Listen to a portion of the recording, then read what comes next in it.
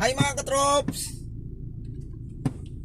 Time check natin mga katrops, alas 10, Quarantine City. So ayan mga katrops, good morning, good morning. So panibagong vlog na naman tayo ngayon mga katrops, panibagong biyahe na naman natin na to, nung araw na to mga katrops. So ngayon mga katrops, for this video mga katrops,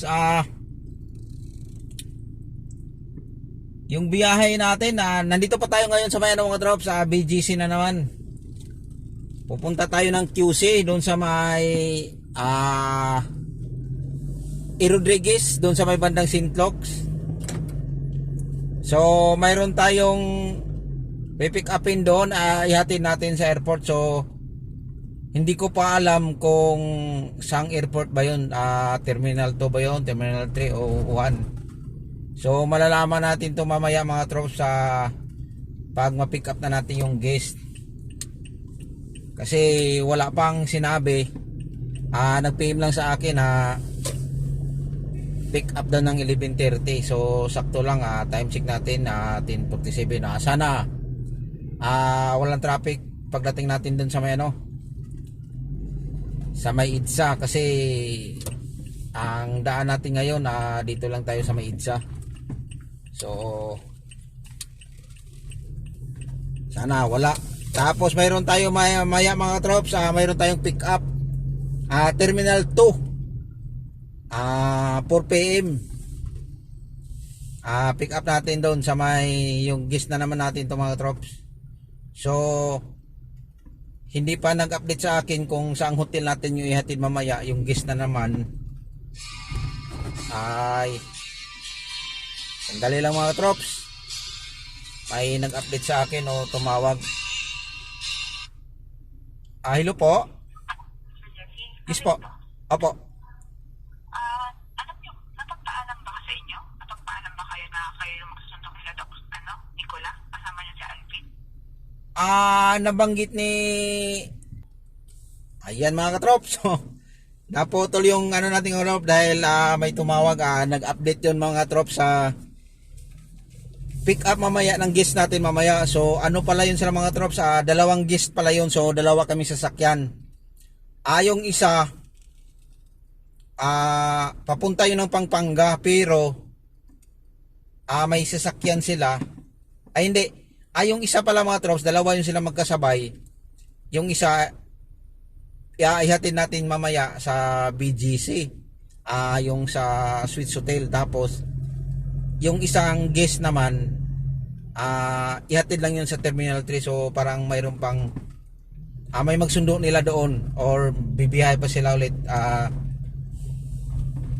Yan yung mga trops, baka lilipat pa sila ulit ng eroplano ko. Hindi ko alam kung anong doon, kasi ang sabi ng nag-inform sa akin na tumawag, dalawang pala yun. Kaya pala mga trops, dalawa kami sasakyan.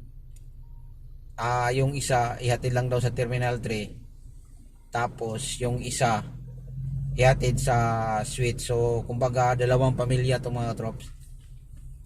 Kaya yan siguro yung nila doon, plan nila. So sure na mga trops, mamaya may hatid tayo sa airport at saka may pick up din tayo sa airport mamaya. So dalawang trip natin. So nakaano na talaga mga trops, naka-confirm na talaga na go na yung schedule natin. Pick up tayo ng ng guest mamaya, dalawa. So dalawa kaming mag-pick up sa kanila kasi marami pala sila. So yan na yung dito mga trops. So ayan, so yun na yung biyahe natin mamaya mga trops. Sana pag drop mamaya sa Suites Hotel, sana hindi na to sila magdi-dinner para, or di pa natin alam, pero sana makauwi tayo ng maaga or alindi pala bukas mga katrops. Sana walang pasok para makapahinga man tayo. Halindi pala bukas, wala palang pasok. Kaya ayun, yung trip natin ngayong mga katrops, biyahe natin for the day mga katrops. So abang-abangan nyo mamaya. Pag pick up natin ng guest ng una, punta tayo ngayon ng QC.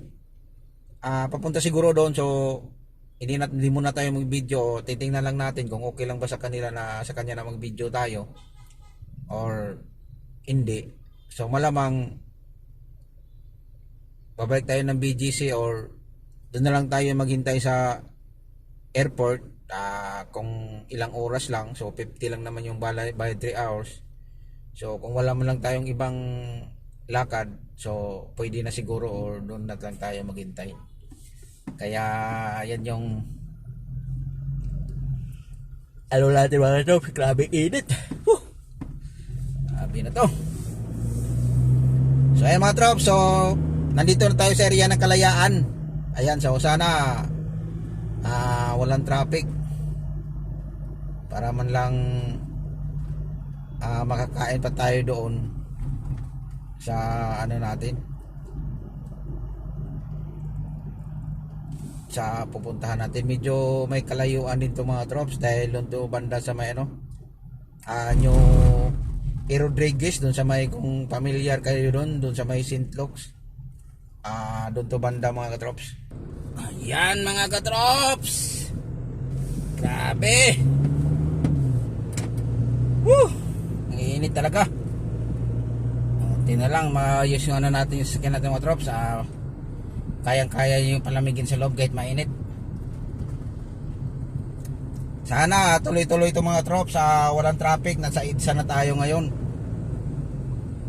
Kaya maganda yung ano niya. Sana ganito lang, walang traffic.